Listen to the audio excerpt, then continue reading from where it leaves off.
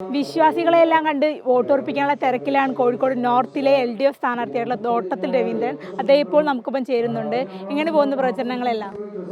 നല്ല നിലനിൽപ്പാണ്. വോട്ടർമാരെ നേരിൽ കാണുക എന്നുള്ളതാണ്.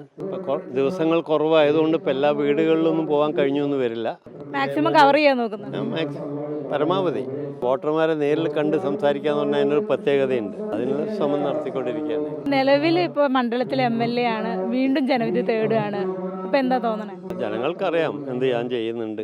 എന്നെ നിരവധി വർഷങ്ങളായിട്ട് അറിയുന്നതാണല്ലോ. ഞാൻ ഇവിടുത്തെ ഒരു പുതിയ ആളല്ലല്ലോ. പ്രശ്നമില്ല. എന്തൊക്കെയാണ് അവിടുത്തെ ജനങ്ങളോട് പറയാനുള്ളത്? കൂടുതൽ വികസന കാര്യങ്ങൾ എന്തൊക്കെയാണ് LDF മുന്നോട്ട് വയ്ക്കുന്നത്? വികസനം തന്നെയാണ് ഏറ്റവും പ്രധാന പ്രശ്നം. നമ്മൾ യഥാർത്ഥത്തിൽ ഈ ഗവൺമെൻറ് ഒരു നവകേരള സൃഷ്ടിക്കായിട്ടാണല്ലോ ശ്രമിച്ചുകൊണ്ടിരിക്കുന്നത്. കാരണം അതിന് അനുയോജ്യമായിട്ടുള്ള വികസനം എല്ലാ മേഖലകളിലും നടക്കണം.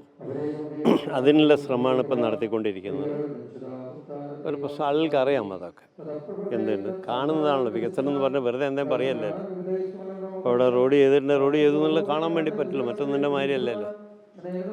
കൃത്യമായിട്ട് ആളുകൾക്ക് അറിയാം. ഇത്തവണയും ജനങ്ങൾ കൂടെ ഉണ്ടാവും, സംശയമില്ല. അപ്പം LDFന് ഒരു തിരിച്ചടിയാകുമ്പോൾ ശബരിമല വിഷയത്തിലൊക്കെ അതൊക്കെയാണ് UDF കാര്യമായിട്ട് മുന്നോട്ട് വയ്ക്കുന്ന പ്രചരണ തന്ത്രം എന്ന് പറയുന്നത്. അത് ഇത്തവണ എത്രത്തോളം പ്രതിഫലിക്കും? അതൊന്നും വലിയ പ്രതിഫലിക്കില്ല. ഇപ്പം ഗവൺമെൻറ്റിന് കൃത്യമായിട്ടുള്ള മറുപടി നൽകിയിട്ടുണ്ടല്ലോ. കാരണം അത്രയേ ഉള്ളൂ, മറ്റൊന്നുമില്ല. അപ്പം ഞങ്ങളൊക്കെ വിശ്വാസികളല്ലേ, അന്നും നിലയുള്ളതല്ലല്ലോ.